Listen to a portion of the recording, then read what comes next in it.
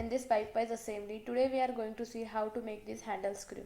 For that, first open CATIA, then go on start, then mechanical design, and from here part design.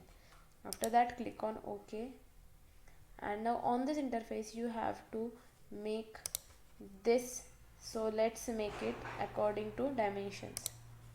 So select plane, I am selecting front plane, then go on sketch option, and now you have to make one circle here.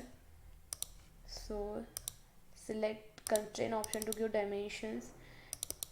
Diameter of external circle is given as 15, and then go on exit to workbench. After that take this pad command, and thickness is given to us as 14, so take here 14 and enter it. Now we have to make one hole. You can see this is the hole, so let's make one hole on this interface. So select it and then go on hole command from here, and now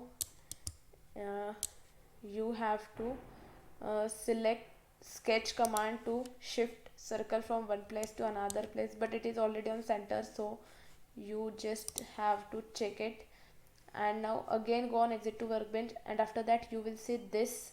So now diameter is given to us as 8 and depth is given as 10, and again you can see this is how our hole will look, but we have here given as we want what we say V shape.